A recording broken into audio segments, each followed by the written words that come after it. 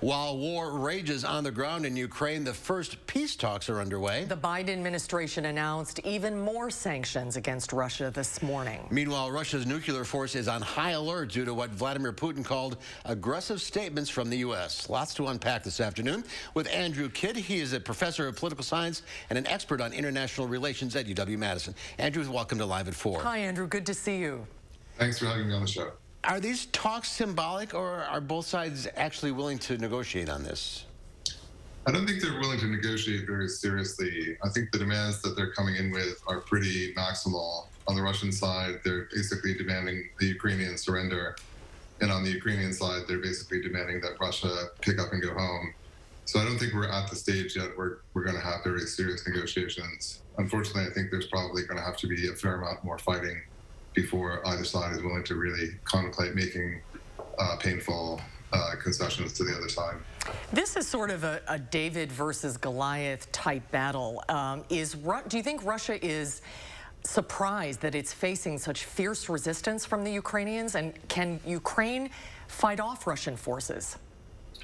I think Russia is extremely surprised. I think Vladimir Putin is the main decision maker here, and he's quite surprised at what he has unleashed here. I think he thought that this was going to be a very easy campaign, very straightforward. Russian troops would go in, they would brush aside the Ukrainian army, seize Kyiv, seize Kharkiv and the other big Ukrainian cities, and it would be all over very quickly.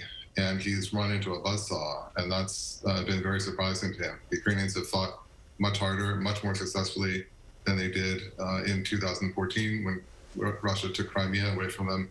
And so this has been a big eye-opener. And I think another big eye-opener for him has been the international reaction. The reaction from the United States, from the Western European states, has been much more united and much more firm than he thought it was going to be.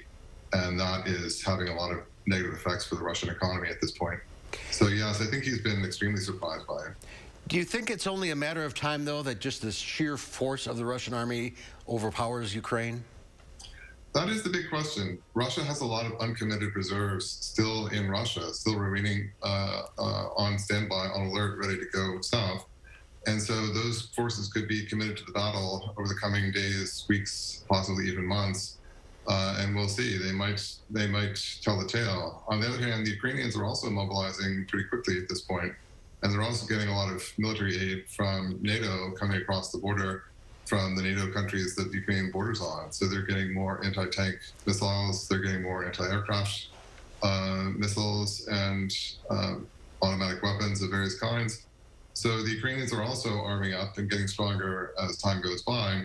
So it's unclear where the balance is going to lie eventually. The fact that Russia has these uncommitted reserves doesn't necessarily mean that they're going to prevail by weight of numbers when they put those forces in. Things escalated in kind of a scary way when the Kremlin put Russia's nuclear weapons on high alert. Why did President Putin do that? I think for Putin, he looks at the situation and he thinks that he could probably defeat the Ukrainians if they weren't being supplied by NATO forces. If there were no ammunition, no anti-tank weapons, etc., coming in through the Polish border from the NATO states, then he would have a much easier time winning this war.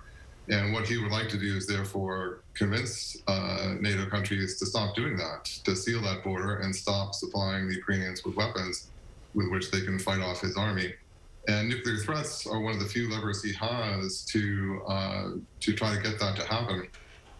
So he's trying to generate a climate of fear, trying to generate fear on the part of the NATO countries that he might actually be crazy enough to escalate to the nuclear level rather than lose this war, even though he knows, of course, everyone would know that that could easily lead to NATO nuclear retaliation on Russia, possibly even on himself personally. So I think that's the game that we're playing here. It's a game of nuclear brinkmanship. He's trying to escalate those fears. On the other hand, I think the Biden administration has played it cool and done the exact right thing, which is essentially to not respond to that, say, we're just not interested in that. And the reality is that his alert was more of a statement than an action. There's no actual observable change in behavior or Russian alert status to be seen in terms of airplanes flying or submarines going out to sea or anything. So this may be more rhetorical than anything else. Well, let's hope so at that point.